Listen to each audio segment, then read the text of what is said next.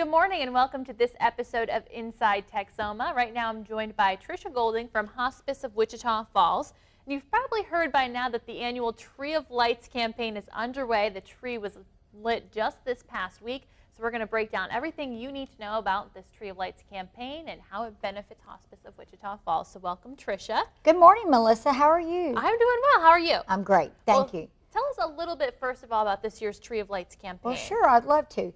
You know, Tuesday, the 14th of November, we lit the tree. Chris Horgan was out, in the mall parking lot with us, and the tree's on top of the Chase Tower, and we lit the tree for the very first time to signify that we were beginning the campaign for 2014. This year's goal for the Tree of Lights campaign, again, is $200,000. And all the money that is raised during our campaign goes towards patient care. Strictly patient care, and so we are in the beginning stages, and hopefully I know it will happen on December the 12th during radio day. By the end of that day at 5 o'clock, I just know we're going to meet Chris back out in the parking lot, and we're going to be able to light that star on top of that tree, which signifies that we did reach our goal of $200,000. Yeah, so now for those maybe who haven't seen how this works before, the tree was lit, but now the star has been unlit. Right. Correct? We lit on Tuesday night, we lit the entire tree and the star. And then on Wednesday night, when, it got dark, the star is not lit. And so the way that it signifies to the entire community that we have reached our goal is that the star will be lit. Okay, now I know there's a whole schedule of events. It's not just the tree lighting. So let's talk a little bit about what's coming up. Well, what happens is the campaign, actually the first part of November, we send out about 13,000 mail-outs to people on a mailing list for Hospice of Wichita Falls. And so, donations begin to roll in before we ever light the tree. Then sometime in the middle of November, we light the tree to begin the campaign. And so now where we are, this season, we are in the middle of beginning to take public donations. So there are all kinds of ways you can do that. Forever, Melissa, we've been at the Psych Center Mall with our table for donations, and we are so honored that Psych Center, the mall, really does love us and still allows us to come out to their parking lot and light the tree on top of the Chase Tower. But they no longer can actually take physical donations there. We have a wonderful booth set up with all the information. But if you want to actually go to a donation table, Market Street on the corner of Fairway and Kell, we were there last year. We're there again this year.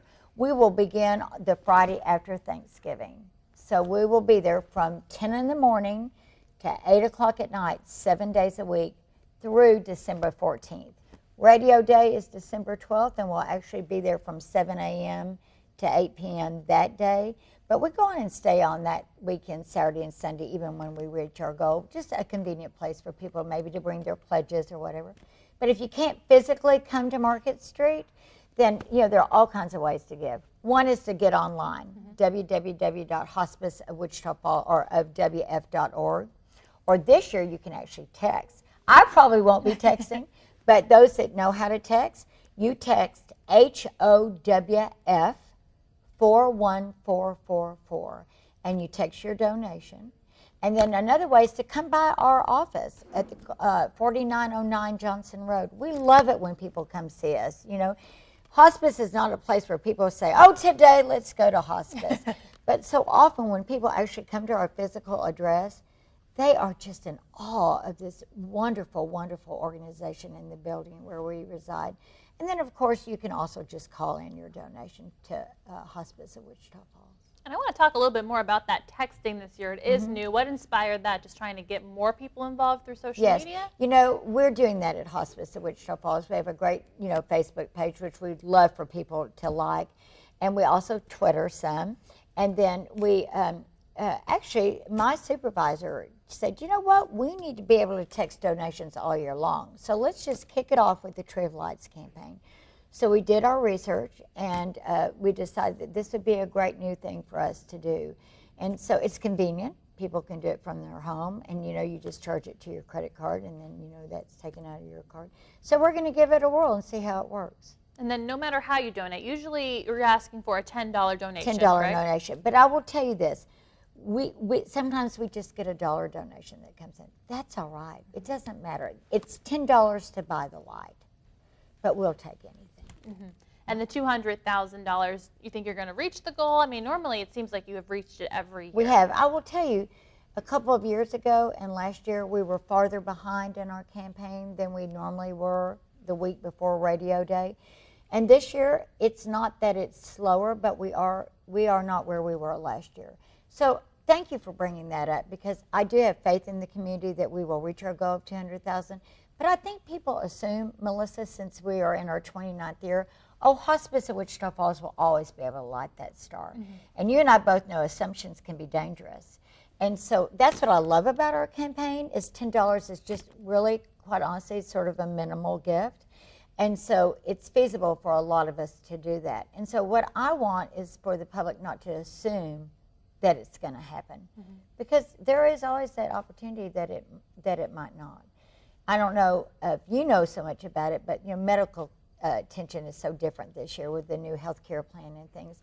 And we had to really tighten the purse strings. We were minus $1 million on our budget of 2014.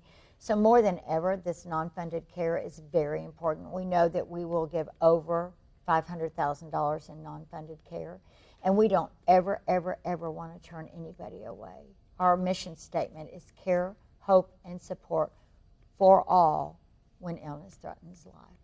So I know we say this every year because the money is important, but it's very, very important that we raise the $200,000 this year as well. Exactly. We want to get the community out there. Now, assuming that we do meet that goal Right. as usual, let's talk about December 12th and what happens. Sure. Because that's a big day. That's both Radio Day and the relighting ceremony, correct? That's right. So everybody can wake up and turn into Lone Star 102.3 FM.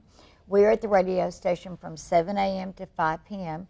We're educating the public all day long with guest speakers. We're playing great Christmas music, and we're talking about donations. And school-age children come up, and people that love to come see us, and we have people answering the telephone all day long. Fidelity Bank is wonderful. They buy our lunch. We're so grateful to them for that. The radio station's wonderful. You guys come up and tape us always in the morning and play something at noon so that people are reminded that Radio Day is going on. And then when we reach that goal of $200,000, we scurry out of the radio station, drive down, Kent to the Chase Tower and park our vehicle. Again, where there will be Chris Horgan and your wonderful, Joshua was there actually last night. He does a great job. And we'll light that star. And the star will stay lit till the end of the year. That's what we want to see. We're going to talk a lot more about exactly what that $200,000 goes for and how Hospice of Wichita Falls helps those in our community. So make sure you stay tuned to Inside Texoma.